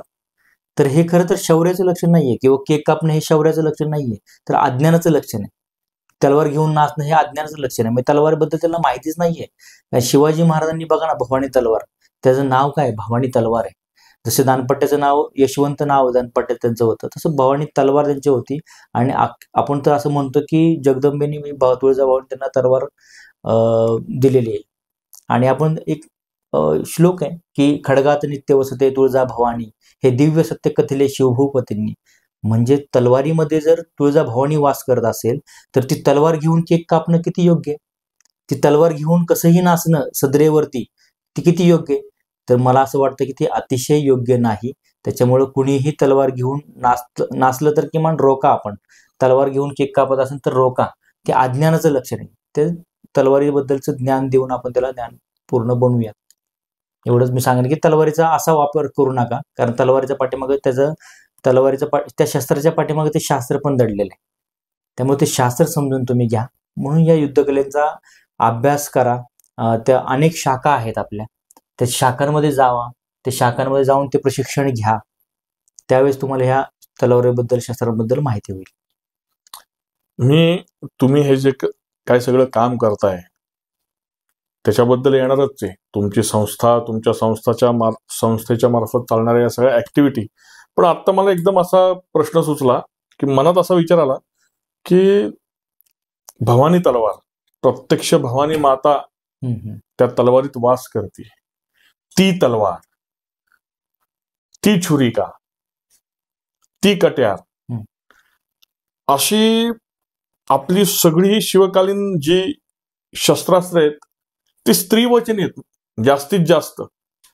असं असताना देखील स्त्रियांवर होणारे अत्याचार, स्त्रियांचा होणारा अपमान, स्त्रीकडे बघण्याचा विकृत दृष्टिकोन, आणि ह्याच्याबरोबर स्त्रिया देखील विदेशी संस्कृतीचं अंधानुकरण करून कशा रीतीने आपले जीवनमूल्य ही विसरत चाललेत. तर हे जेव्हा समाजाचं चित्र तुमच्या डोळ्यासमोर तुम्हाला दिसतं तेव्हा तुम्ही ही जी काही सगळी कला शिकवताय आणि शस्त्रास्त्रांबरोबर बद्दल जागर करताय आणि सगळी शस्त्रास्त्र आपली स्त्रीवचनी आहेत. असं असताना मग समाजाची ही परिस्थिती का, याच्याबद्दल तुमचं चिंतन काय? खरं तर स्त्रीला ही शक्तीचा मान दिला जाईल, कारण स्त्री ही शक्ती म्हणतो आपण. आणि ज्यावेळेस स्त्री म्हटल्यानंतर आपल्याला खरं तर जिजाऊ जर आपल्या डोळ्यासमोर आल्या तर त्यांनी काय पराक्रम केले, तर हे सुद्धा आपल्या भावी तरुण मुलींसमोर आलं पाहिजे. आणि सांगायला आनंद होतो की मुलांपेक्षा जास्त मुली या युद्धकलेकडे वळाले. अच्छा. कारण त्याचं कारण जर असं आहे, पहिली गोष्ट म्हणजे मुलींवरती घरात होणारा संस्कार, आणि कशामुळे तर हे चाललेले जे प्रसंग आहेत, मुलींवरती होणारे अत्याचार, अन्याय, आपण बघतोय रोज पेपर उघडला की काही ना काहीतरी अन्याय अत्याचार होतात.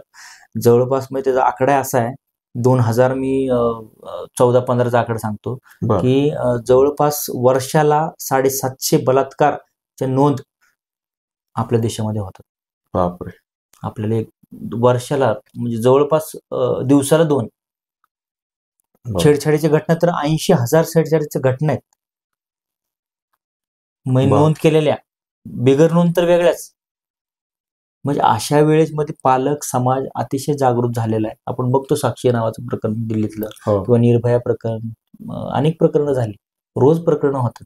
पण काळाच्या आड ते सगळं विसरून गेलं जात आहे. म्हणून मुली सुद्धा याच्याकडं वळायला गेल्यात. पण ज्या मुली वळायला गेल्या नाहीत त्यांना सुद्धा माझं सांगणं आहे की आपल्या संस्कृतीशी, आपल्या युद्धकलेच्या परंपरेशी, आपल्या क्रांतिकारक महापुरुष, आपल्या म्हणजे सगळ्या परंपरेशी जोडलं गेलं पाहिजे त्यांनी. आणि या सगळ्या गोष्टींचा अभ्यास करून, म्हणजे जिजाऊ काय होत्या, म्हणजे मुलगी म्हटलं, स्त्री म्हटलं की आपल्याला जिजाऊ आठवल्या पाहिजेत. आणि सगळ्यांनी जिजाऊंचा अभ्यास केला पाहिजे असं मला कळकळीने वाटतं. त्या मुलींना मला सांगावंच वाटतं. वाह. म्हणूनच नितीनजींची जी संस्था आहे राष्ट्रवीर संघ, आपण त्या संस्थेबद्दल बोलूयात. पण या राष्ट्रवीर संघाचं बोधवाक्य जे आहे ते आहे युद्धकलेचे प्रशिक्षण आणि संस्कृती संवर्धन. अगदी किती चपकल वाक्य आहे की युद्धकला तर शिकलीच पाहिजे, पण त्याच्या जोडीला संस्कृतीचं संवर्धन पण झालं पाहिजे. त्यामुळे रस्त्यावर रात्री अपरात्री जेव्हा एकटी मुलगी प्रवास करते तेव्हा तिच्यावर जर का आक्रमण झालं तर तिला प्रतिकार करता आला पाहिजे, याच्यासाठी युद्धकलेचं प्रशिक्षण. पण त्याचबरोबर ती रात्री अपरात्री फिरणारी मुलगी ही पब मधून जर का येत असेल, क्लब मधून जर का येत असेल, ही डान्स बार मधून जर का येत असेल, तर मग कुठेतरी संस्कृती देखील अधपतित होती आपली. तर त्या संस्कृतीचं देखील संवर्धन झालं पाहिजे. त्या स्त्रीवर होणारं आक्रमण, ह्याला प्रतिकार करायला युद्धकलेची गरज आहे. पण त्या स्त्रीवर होणारं जे आक्रमण असेल, त्या आक्रमण करणारी जी लोक आहेत त्यांच्यामधले देखील संस्कारांच्या अभावामुळे ते ही कृत्य करतायत. तर कुठेतरी त्यांच्यामध्ये देखील संस्काराचं बीजारोपण झालं पाहिजे. तर ही जी आपली संस्था आहे, ज्याचं नाव आहे राष्ट्रवीर संघ, या राष्ट्रवीर संघाबद्दल नितीनजी आम्हाला माहिती द्या. राष्ट्रवीर संघाचं ध्येय, उद्दिष्ट, त्याचा कसा व्याप आहे, त्याच्या मार्फत काय काय उपक्रम घेतले जातात आणि याची साधारण कार्यपद्धती कशी आहे? राष्ट्रासाठी जगणारा, राष्ट्रासाठी समर्पित भावाने काम करणारा असा व्यक्ती म्हणजे तो वीर.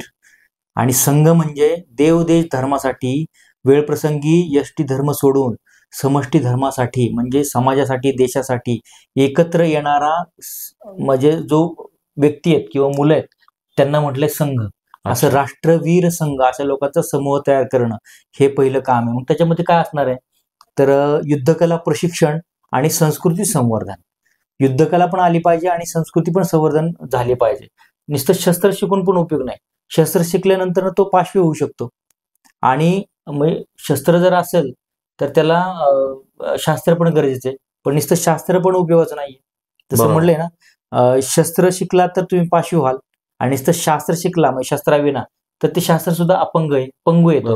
बरोबर. म्हणून शस्त्र आणि शास्त्र या दोन्ही गोष्टी झाल्या पाहिजे. म्हणजे संस्कारांविरा शस्त्र, हो, म्हणजे तो खलपुरुष झाला. हो, अगदी. आणि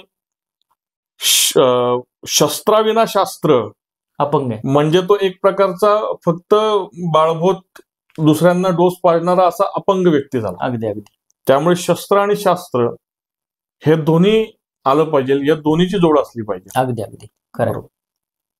आता याच्यामध्ये युद्धकला प्रशिक्षण आणि संस्कृती संवर्धन या दोन्ही गोष्टी झाल्या पाहिजे. सावरकरांनी एक वाक्य छान बोलले की रामचंद्र चाप पाणी चक्र पाणी श्रीहरी आर्थ रक्षणार्थ घेती देवही शस्त्र करी व्हावया स्वदेशा सर्व सिद्ध आत्मशासना नव्या पिढीचे द्या त्वरे समग्र युद्ध शिक्षणा. नव्या पिढीचे द्या त्वरे समग्र युद्ध शिक्षणा. म्हणजे रामचंद्र चाप पाणी, चाप म्हणजे धनुष्य, पाणी म्हणजे हात, हातामध्ये धनुष्य धारण केलेले प्रभू रामचंद्र, हातामध्ये सुदर्शन चक्र घेऊन थांबलेले श्रीकृष्ण. जसे आपल्या रक्षणासाठी, आपल्या बरोबर समाजाच्या रक्षणासाठी उभे राहिले, तसेच व्हावया स्वदेशा सर्व सिद्ध आत्मशासना म्हणजे आत्मशासित जर समाज व्हायचा असेल, तरुण पिढी व्हायची असेल तर त्याला युद्धकलेचं प्रशिक्षण तुम्ही पहिलं दिलं पाहिजे असं सावरकर म्हणतात. म्हणून ती त्यावेळेस त्यांना गरज वाटली होती आणि आजची परिस्थिती नेमकी तीच आहे. आज बघतोय आपण की एखाद्याने चाकू जर हल्ला केला तर ती चाकू हल्ला परतवण्याची शक्ती आहे का? एखाद्याने 4 जणांनी जर तुमच्यावर हल्ला केला किंवा छेडछाड केली तर तुमचं मन मनकट आहे, मस्तिष्क कणकर आहे का? नाहीये. तर त्याच्यासाठीच या युद्धकलेचा घाट आम्ही घातला आणि त्या याला राष्ट्रीय संघ नावाने आम्ही पुढे नेतोय. असे अनेक महाराष्ट्रामध्ये शाखा स्थापन झाल्या. म्हणजे जवळपास सांगायला आनंद होतो की या 5 वर्षामध्ये आपण 9 जिल्ह्यांमध्ये आपण काम वाढवलं. 28 शिक्षक आणि जवळजवळ 39-40 शाखा आपल्या या महाराष्ट्रामध्ये आहेत आणि त्यांना संस्कार क्षम म्हणजे युद्धकला नाही फक्त, तर त्याचबरोबर संस्कृतीचं संवर्धन पण झालं पाहिजे. मातृदेव भव, पितृदेव भव, आचार्य देव भव, राष्ट्रदेव भव, राष्ट्र धर्म सर्वतोपरी आपण इथपर्यंत त्यांना प्रशिक्षण देतो. छोटे छोटे सवयी आहेत, शिस्ती आहेत. तर या सगळ्यांच्या मधून ते कसं उठून दिसतं की अनेक जण म्हणजे कराटेला पण गेलेत, अनेक गोष्टींना गेलेत, पण इकडं आल्यानंतर फार वेगळा बनतो, त्याचं चारित्र्यच घडतं, तो वेगळा दिसतो, म्हणजे सगळ्यांपेक्षा वेगळा होतो. मग त्याच्यामध्ये आम्ही सांगतो की वर्गावरती आला तुम्ही तर तुम्ही चपल्या रांगेमध्ये लावा. शिस्त, डिसिप्लिन, युद्धकला तुम्हाला शिकायची तर शिस्त शिकली पाहिजे आणि ती फक्त वर्गावरती नसली पाहिजे, तुमच्या जीवनामध्ये असली पाहिजे. घरी गेल्यावरती सुद्धा ती पाळली गेली पाहिजे. आणि मग त्याच्यामध्ये आपण शिस्त पण शिकवतो. चपल्या व्यवस्थित रांगेत ठेवा. त्यानंतर आईवडिलांच्या पाया पण पडायला सांगतो.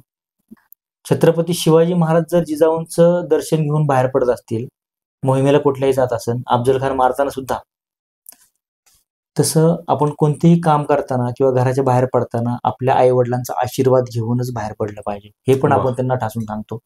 आणि मुलं ऐकतात आणि आई वडिलांच्या अक्षरशः डोळ्यामध्ये पाणी येतं की मुलं आमचं बदललं.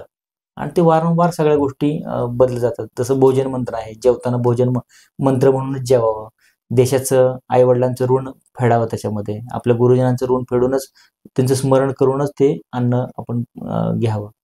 अशा सगळ्या गोष्टी आपण शिकवतो. त्याच्यामुळं बराचसा फरक या युद्धकलेच्या माध्यमातून आता जाणवायला लागलाय लोकांना आणि लोक पण त्याच्याकडे वळायला लागले. म्हणजे युद्धकला हे किती व्यापक ही कला आहे की ज्या कलेमध्ये तुम्हाला फक्त शस्त्र चालवणं नाही शिकवलं जात, तर त्याच्या जोडीला चारित्र्याची जोपासना. अगदी.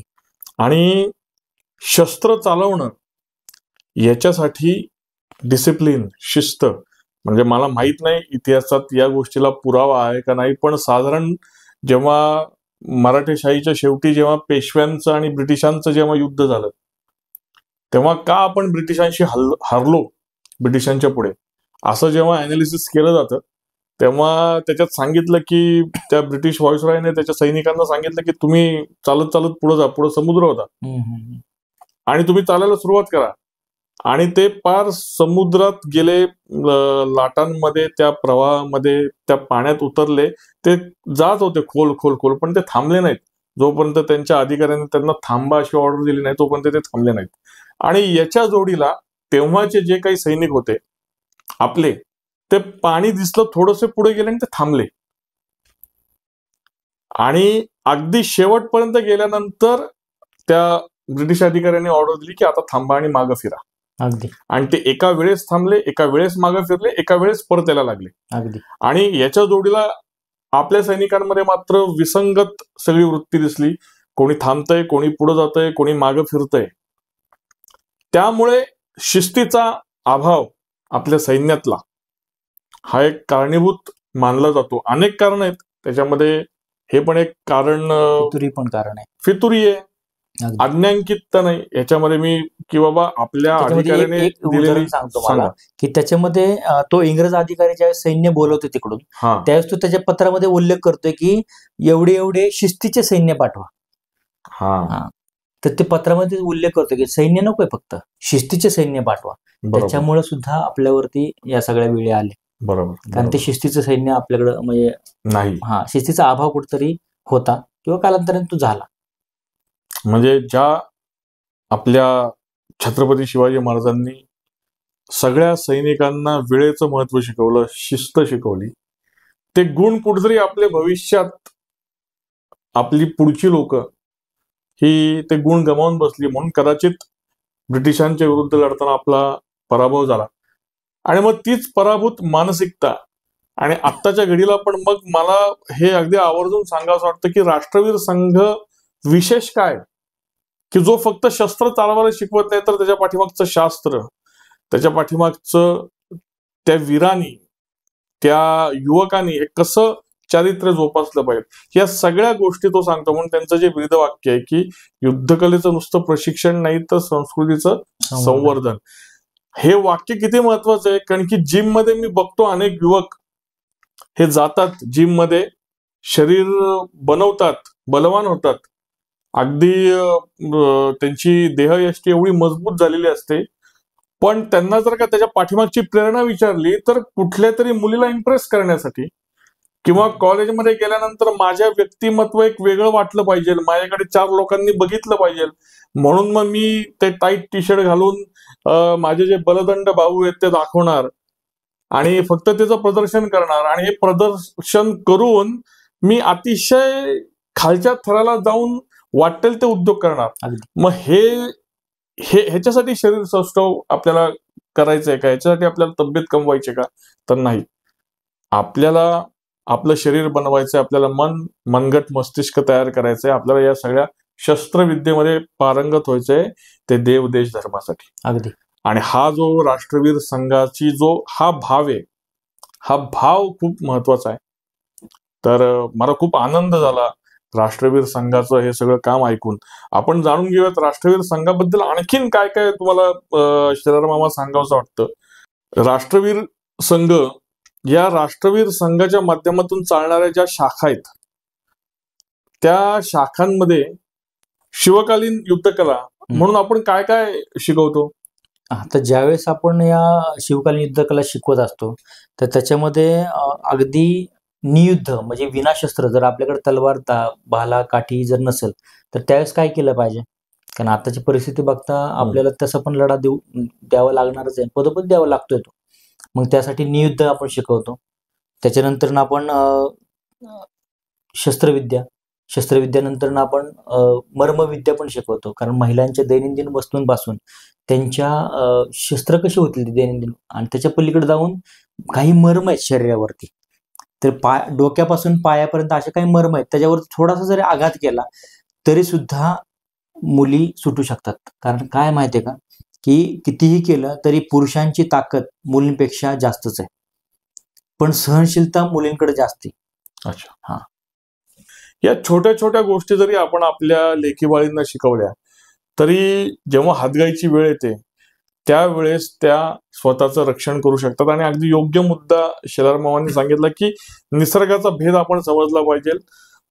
पुरुषामध्ये असलेली वैशिष्ट्य, स्त्रीमध्ये असलेली वैशिष्ट्ये आपण मान्य केली पाहिजेत. अगदी हे जी स्त्री पुरुष समानतेच्या नावाखाली जे मिसलीड केलं जातं, आणि त्यामुळे कदाचित मला असं वाटतं की स्त्री पुरुष समानता आणि सगळं सारखंच आहे, सगळं समानच आहे असं म्हणून जो निसर्गाने जी काही वैशिष्ट्य दोघांमध्ये केलेली आहेत ही न समजता मग विनाकारण जे प्रोवोक केलं जातं मुलींना की रात्री अपरात्री तुम्ही बाहेर पडा आणि फक्त शस्त्रास्त्र शिका, तुम्ही आरामात सही सलामत निष्ठून जाल, तर हे देखील असे नॅरेटिव्ह मांडणं देखील किती चुकीचं आहे. आणि या नॅरेटिव्हचं खंडन करण्यासाठी देखील राष्ट्रवीर संघ काम करतो. त्यामुळे शेलार मामांनी आता अगदी प्रामाणिकपणाने त्यांनी सांगितलं, हे आपण मान्य करणं गरजेचं आहे. स्पेशली ज्या फेमिनिस्ट सगळ्या कार्यकर्ते आहेत त्यांनी आवर्जून लक्षात ठेवावं जे आपल्याला शेलार मामांनी सांगितलंय की निसर्गतः जे भेद आहेत मानव प्रकृतीमध्ये त्याच्यामध्ये स्त्रियांमध्ये सहनशीलता ही अधिक आहे, पुरुषांमध्ये कमी आहे. आणि शारीरिक दृष्ट्या जी ताकद असते ती पुरुषामध्ये अधिक असते, स्त्रीमध्ये कमी असते. तरी देखील शेलार मामांनी शिकवलेले जी काही मर्मस्थानांवरचे आघात आणि मर्मस्थानांचा अभ्यास जर का आपण केला तर कितीही ताकदीने श्रेष्ठ असलेल्या पुरुषापासून ती स्त्री स्वतःची सुटका करून घेऊ शकते. पण म्हणून मी सुटका करून घेऊ शकते म्हणून मी स्त्री समानतेच्या गप्पा मारून रात्री अपरात्री केव्हाही कुठेही कधीही गुन्हेगार समोर थांबलेले आहेत, नालायक मवाली लोक समोर थांबलेले आहेत, पण फक्त स्त्री पुरुष समानतेचा हट्टापायी त्या मवालांच्या टोळक्यामधून मी एकटीने जायचं, हे किती शहाणपणाचं लक्षण आहे. याच्याबद्दल देखील आपण विचार केला पाहिजे. आपण ह्याच गप्पा चालू ठेवणार आहोत. शेलार मामांना मला असं विचारायचं की राष्ट्रवीर संघाच्या आणखीन पुढच्या काही योजना आहेत. यानंतर आमचं पुढचं जे आमचं मुख्य ध्येय आहे तर ते पूर्ण महाराष्ट्रातल्या स्त्रियांना स्वसंरक्षण शिकवणं हेच आमचं ध्येय आहे. त्याचबरोबर आम्ही त्याच्यासाठी म्हणजे मोठ्या स्किलवरती म्हणजे मोठ्या प्रमाणात करण्यासाठी आम्ही मोठं गुरुकुल आता एक करतोय. तर त्याच्या माध्यमातून हजारो शेकडो मुलींना प्रशिक्षण देता येईल, आम्हाला तिथं प्रशिक्षित बनवता येईल आणि समाजामध्ये त्या सगळ्या गोष्टी पसरवता येईल असं एक गुरुकुल पण आमचं आहे. गुरुकुल कशासाठी आहे की लक्षात घ्या की आपल्याला आपले भारतीय शिक्षण पण मिळालं पाहिजे आणि ह्या सगळ्या गोष्टी पण मिळाल्या पाहिजे, स्वसंरक्षणाच्या गोष्टी पण मिळाल्या पाहिजे. त्यासाठी गुरुकुलाचं खरं तर आपण प्रत्येकाच्या जीवनात असलं पाहिजे. इंग्रजांनी ज्यावेळेस गुरुकुलाची नासधूस केली, गुरुकुलातल्या आचार्यांना मारून टाकलं आणि खऱ्या अर्थाने मानसिक गुलाम आपल्याला बनवलं, शारीरिक गुलाम आपल्याला बनवलं, तर त्याचं मुख्य कारण जे आहे ते गुरुकुल आहे. बरेच वेळेला म्हटलं जातं की इंग्रजी शिक्षण हे वाघिणीचं दूध आहे आणि ते पिले की ते गुरगुरणारच, पण हे खरं तर मॅकॉले शिक्षण आहे. तर मॅकॉले शिक्षण ज्यावेळेस घेतो त्यावेळेस बरेचसे म्हणजे नाही का बुद्धिमान लोक तयार होतात आणि मी तर म्हणतो ते वाघिणीचं दूध नव्हे तर ते गाढविणीचं दूध आहे, ते पिल्यानंतर गाढवच बनतात. त्याचं उदाहरण मी सांगतो मला की आपल्या भारतामध्ये किती वृद्धाश्रम तयार झाली, अनेक वृद्धाश्रम तयार होत गेली. आपल्या मुलांना शिक्षण द्यायचं, चांगलं शिक्षण द्यायचं, परदेशामध्ये पाठवायचं. आणि त्या परदेशामध्ये गेलेल्या मुलांनी आपल्या आईवडिलांना विचारू नये. आपल्या आईवडिलांना ज्यांनी आपल्याला पालन पोषण केलं, एवढं कष्टाचं नाही का रक्ताचं पाणी करून आपल्याला त्यांनी शिकवलं, त्याच आईवडिलांना वृद्धाश्रमामध्ये मुलं पाठवायला लागली. म्हणून ते एक लक्षात घेता अशी संख्या वाढत गेली आहे. बघा तुम्ही, मुलं आईवडिलांचं ऐकत नाहीयेत आता. मुलं छोट्या छोट्या गोष्टीवरून हट्ट करायला लागलेत. अनेक आमच्या काळामध्ये असं होतं की 10वी-12वीला पोरगा नापास झाला तर त्यावेळेस कुठेतरी घटना घडायची की आत्महत्या तो करायचा, असं आम्हाला ऐकायला भेटायचं. पण अलीकडचा काळ असा आलाय की मुलगाला खेळायला दिलं नाही किंवा खेळायला एखादी वस्तू दिली नाही किंवा त्याचा हट्ट पूर्ण केला नाही म्हणून तो पोरगा आत्महत्या करतोय. बरोबर. म्हणजे 4वी-5वीतले पोरं सुद्धा आत्महत्या करायला लागलेत. म्हणजे एवढी मानसिक पातळी खाली खालावलेली आहे. म्हणून गुरुकुलांची अतिशय गरज आहे. म्हणून म्हणजे पालकांनी मुलांना गुरुकुलमध्ये टाकलं पाहिजे. गुरुकुलातलं भारतीय शिक्षण दिलं पाहिजे. कारण मैकली शिक्षण आहे, उर्दू शिक्षण आहे, पण भारतीय शिक्षण कुठे? तर ते भारतीय शिक्षण मिळण्याचं एकमेव ठिकाण म्हणजे आपले भारतीय गुरुकुल आहेत. अनेक गुरुकुलं भारतामध्ये अजूनही आहेत. तर त्या गुरुकुलांमध्ये पुन्हा मुलं गेली पाहिजेत. त्याच्यासाठी आमचा एक प्रयत्न आहे. त्याच्यासाठी आम्ही पुढचं जे राष्ट्रीय संघाचं ध्येय आहे तर ते गुरुकुल निर्माण आणि गुरुकुलातून राष्ट्रवीर निर्माण. तुम्ही कायम सांगता गुरुकुलातलं शिक्षण आणि त्याच्या जोडीला तुम्ही गुरुकुलातलं भारतीय शिक्षण आणि त्याचा अर्थ सांगता की भारतीय शिक्षण का महत्वाचं आहे. त्याच्यामध्ये तुम्ही त्या सगळ्या शब्दांची फोड करता, ती आवर्जून फोड करून आमच्या सगळ्या आपल्या दर्शकांना सांगावी. गुरुकुलामध्ये अनेक विषय शिकवले जायचे, आताही शिकवले जातात, काही विषय नाहीये. पण त्या गुरुकुलातल्या शिक्षणाबरोबर चारित्र्याचे शिक्षण पण दिलं जायचं. आता चारित्र्य शिक्षण दिलं जात नाही. तिथे शिक्षा पण दिली जायची, आता शिक्षा दिली जात नाही. आता मी पण शिक्षकच आहे.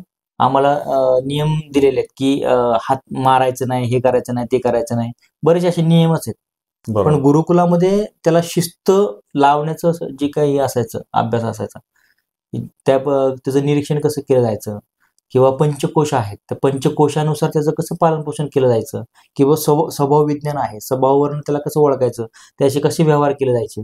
तर हे सगळे हे पंचकोश काय ते जरा सगळ्यांना सांगा. पंचकोश म्हणजे आपल्या शरीरामध्ये 5 कोश आहेत. एक म्हणजे अन्नमय कोश, जो आपण दिसतोय, रक्त, मांस, हाडं वगैरे म्हणजे सगळ्या ह्या गोष्टी. त्यानंतर आहे प्राणमय कोश, त्याच्या आतमध्ये आहे मनोमय कोश, त्याच्या आतमध्ये आहे विज्ञानमय कोश आणि त्याच्या आतमध्ये आहे आनंदमय कोश. या 5 कोशांचं पालन पोषण करणं म्हणजे व्यक्ती निर्माण आहे. तर ते कुठेतरी लुप्त होत चाललंय, कारण शाळेमध्ये हे शिक्षण दिलं जात नाही. ते शिक्षण दिलं जातं ते गुरुकुलमध्ये. म्हणून गुरुकुलामधलं आणि या शिक्षणामधलं फार मोठं अंतर आहे. तसं पाहायला गेलं तर बरोबर, आपण बघतो की कुरकुरे खातोय मुलगा, जसं अन्न तसं विचार आणि तसंच शरीर आहे. त्याच्यामुळे तेही तिथं शिकवलं जातं. आणि भारतीय सकस अन्न म्हणजे नाही का, जे काय अन्न आहे आपलं, तर तेही तिथं खायला दिलं जातं मुलांना. मुलांच्या मन, मनगट आणि मस्तिष्काबरोबर त्यांचं पंचकोश हे सुद्धा कणखर केलं जातं. त्यांचं स्वभाव विज्ञान म्हणजे त्यांचे काही दुर्गुण आहेत ते सुद्धा काढले जातात तिथं. आणि सद्गुणांनी परिपूर्ण व्यक्तिमत्व जे राष्ट्रासाठी समर्पित होईल, मातृदेवो भव, पितृदेवो भव, आचार्य देव भव, राष्ट्रदेव भव, याचं पालन करणं, असा विद्यार्थी घडवणं ज्याच्यामधून होतं ते म्हणजे गुरुकुल. हे गुरुकुलाचं शिक्षण देताना किंवा हे जी तुमच्या डोक्यातली जी संकल्पना आहे गुरुकुल शिक्षण पद्धती, भारतीय गुरुकुल शिक्षण पद्धती, ते सांगताना कायम तुम्ही त्या शब्दाची फोड करून सांगता, तर ती आम्हाला सगळ्यांना सांगावी. अगदी मी प्रत्येक वेळेस सांगत असतो की आपण ज्यावेळेस शस्त्रविद्या शिकतो किंवा शिवकालीन युद्धकला शिकतो त्यावेळेस आपण कुठंतरी भारतीयत्वाकडे जात असतो, नाही का. भारताची नाळ जोडली जात असतो. जशी भारताची व्याख्या आहे, भारताची व्याख्या अशी आहे की भा आणि रत हे 2 शब्द आहेत. भा म्हणजे भक्ती, भा म्हणजे ज्ञान आणि भा म्हणजे तेज, आणि रत म्हणजे रममाण असणे.